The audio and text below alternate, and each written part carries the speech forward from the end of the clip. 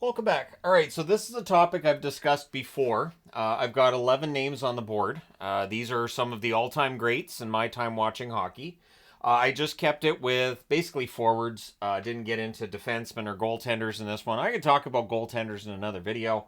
That might be kind of fun to look at starting goaltenders that win Stanley Cups and everything. This will especially be fun when the final is over. So I'm not getting into some great specifics because right now, as I'm recording this, of course, the Oilers are in the Stanley Cup final. Connor McDavid, and we will talk about him last. But we're going to start with Gretzky. So we're going from Oiler to Oiler here. But there are 3 Pittsburgh Penguins on the board because, of course, there are, and I could have probably justified putting more in, but I wanted to keep it as simple as possible. So Gretzky and the Oilers made the Stanley Cup final the 4th year that he's in the National Hockey League. So I'm not including his time in the WHA because it doesn't make any sense. No Stanley Cup in the WHA. But that first year, they meet the Islanders in the final. They were a brick wall. It was the final Stanley Cup for the Islanders as well. 16 games in those playoffs for Gretzky, 12 goals, 26 assists, 38 points. He made it look easy, and then in the final, no. The following year, so year 5, Gretzky gets his first of 4 cup rings. 19 games, 13 goals, 22 assists, 35 points. So they beat the New York Islanders in the rematch the following season. And so for the Oilers, they get over that hump. And the discussion of Gretzky and whether or not he'd win, whether or not the Oilers would win with their offense, that's all put to rest in year 5. Mario Lemieux, and I'm wearing my Mario Lemieux jersey here. They reach the Stanley Cup final and win the Stanley Cup in year 7. What's interesting with the Penguins is that was only the second playoff appearance for the Penguins. Yeah, after Lemieux gets there, the discussion was they were better, but they weren't necessarily a great team. And is Lemieux going to be the guy who gets them over the top? Well, year 7 he did. Plays 23 games in those playoffs, 16 goals, 28 assists, 44 points. So ridiculous point totals from Lemieux. That was the first of back-to-back Stanley Cups, of course, for Mario, the 2 that he won in his career. He's had some as an owner as well. I will throw that in there. Joe Sakic. Joe Sakic, of course, playing in Quebec, part of the move to Colorado. The first year in Colorado, they make the playoffs, they win the Stanley Cup. It was only the 3rd playoff appearance for Joe Sakic, the previous 2, of course, with Quebec. Plays 22 games in those playoffs, 18 goals, 16 assists, 34 points. 18 goals, very impressive for playoffs, right near that record. I think 19 is the record in a playoff year. And so Sakic, after many years of questions that Quebec, there was all this losing in Quebec, and is Sakic going to have bad habits because there's all this losing in Quebec and stuff that I read about? Yeah, that all went away. Quebec got better, and then when they went to Colorado, they win Stanley Cups, and of course, he's had a cup ring as well as a member of management with the Colorado Avalanche. So it's interesting to note the ones that end up being in management. Sometimes the greats are pretty good at the management side too, which brings us to Steve Yzerman. They didn't reach the finals, those Red Wings, until the 12th year that Yzerman's in the National Hockey League. And in those playoffs, 15 games, 4 goals, 8 assists, 12 points. There were plenty of doubters about Yzerman's ability to lead them to a Stanley Cup, whether or not he was built for playoffs. Year 14, they go back to the Stanley Cup final, and they win it.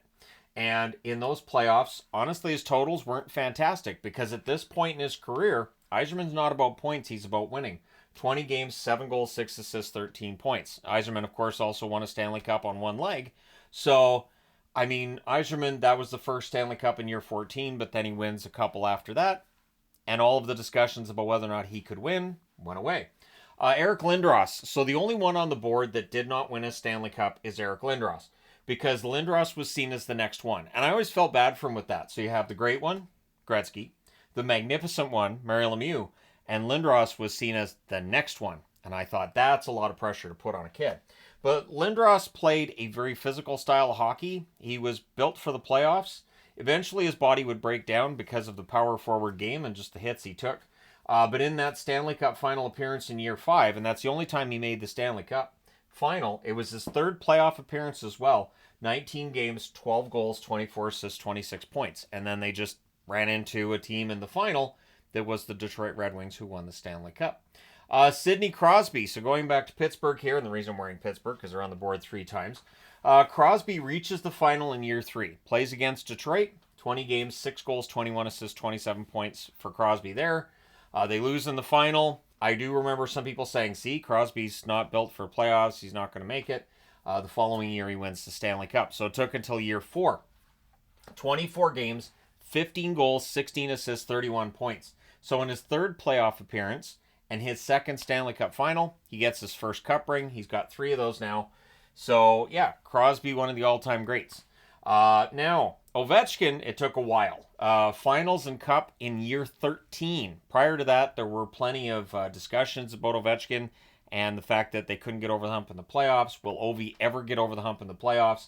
In that Stanley Cup final and win, that playoff season anyways, 24 games, 15 goals, 12 assists, 27 points. Jaromir Jagr, he didn't have to wait very long. He didn't go through the long suffering that some players do. He's in the final and wins the cup his first year.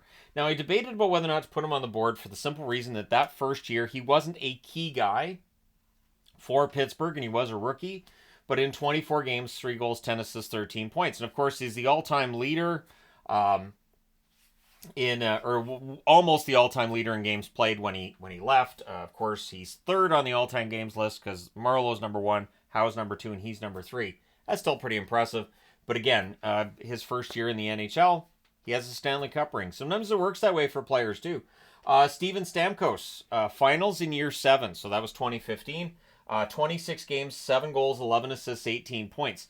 The ironic part with Stamkos is there's all this discussion about how he doesn't win in Game 7s, and his Game 7 stats have been poor, which is true, but he gets the Stanley Cup ring in 2020 playing one game. One. And playing like a couple of minutes of that game. He did get a goal in that game. He was seen as an emotional boost for Tampa Bay. Part of the reason they win that Stanley Cup. But he only played in that one game. So what's interesting is that Stamkos wins the first of back-to-back cup rings. Ditches that aura that, well, Stamkos can't play well in the playoffs, which had been there before then, even though he only had the one playoff game. It's just a matter of when he played and what it symbolized and the fact he was captain. Yeah, Stamkos, the real deal. MacKinnon. Before MacKinnon wins that first Stanley Cup in year 9, there was plenty of talk about, well, MacKinnon, they may need somebody else. He may not be the guy. In that Stanley Cup run in 2022, 20 games, 13 goals, 11 assists, 24 points. So for a Colorado team that when they get to the Stanley Cup final, they have a pretty good track record. MacKinnon helped keep that track record perfect. And again, that's 2 Colorado players, Sakic and MacKinnon. Must be fun to have one and then have the other in your organization. And then there's McDavid. So year 9 is where the Oilers find themselves currently. 22 games in the playoffs again, since this is after Game 4 of the final, just for anybody who's stumbling upon this video weeks or months from now. 6 goals, 32 assists, 38 points. A lot of, and rightfully so, a lot of talk about him breaking the assists record that was set by Gretzky many decades ago. McDavid, lots of talk about whether or not he's ever going to win a cup and is he good enough. But the reality is, for a lot of the other guys on this board, it took a while. Again, year 9 is a long time. But it was year 9 for MacKinnon, year 13 for Ovechkin, year 12 for Yzerman. And if I had Brett Hull on the board, it'd be a long time before that first Stanley Cup for him as well. It would have been over a decade for him too. I had to leave Hull off because I left Messier off. And I was like, well, if I don't have Messier on the board, and again, I could do like 3 or 4 boards of this, but I feel like this is enough, right? I do wonder, the question then becomes one of, do you have to win a Stanley Cup to be considered one of the all-time greats? The only one on the board without a cup ring is Lindros, and it's tough to say that with Lindros because his career didn't last as long as it would have if not for injury. But I do think that while it's a team award, the Stanley Cup, obviously you can't just drag a team to a Stanley Cup and win it by yourself. The reality is that you probably do need a cup ring in order to be seen as one of the greatest of all time. There are those who haven't had that Stanley Cup ring, Marleau being mentioned, Thornton is another one, and potentially, Pavelski who's taken a year off, probably retired at this stage, all from the Sharks. Sharks seen as a team that just couldn't quite get over the hump. I'll be making videos on that during the summer too, because it's interesting looking at certain eras for a team and how they just don't quite reach that level. But I don't put that just on the star player. I see it more as a team thing than a player thing. But I do understand that for a lot of fans, whatever happens, and in this case it's Edmonton, and with almost any player on the board here, the team's performance has been tied directly to the player before they get that championship. I understand why people take aim at the superstar player and go, well, why can't he do it then? And it's not really that simple, but I get it. But yeah, so there you go. I wanted to talk about how long it takes certain players. Yeah. So let me know your thoughts in the comment section below. Question I have is, do you need to win a Stanley Cup in order to be seen as one of, I'm not saying the greatest, but one of the greatest of all time? And name off some guys that didn't win Stanley Cups that are considered to be greatest of all time. And again, I think sometimes it's just the organization you're in. That's why I feel bad when guys get drafted by Vancouver and they're really, really good, because in the back of my mind, I think, I don't know this team ever wins the Stanley Cup, not in my lifetime anyways, and we'll see, maybe I'm wrong. I hope I'm wrong. But that is something that does occur to me at times where I'm like, man, this guy's going to win. He may have to go to another organization, and it's not a great feeling to have. But let me know your thoughts. Hit like and subscribe if you haven't done so already. Thank you guys so much for all your support as always. I will talk to you again soon.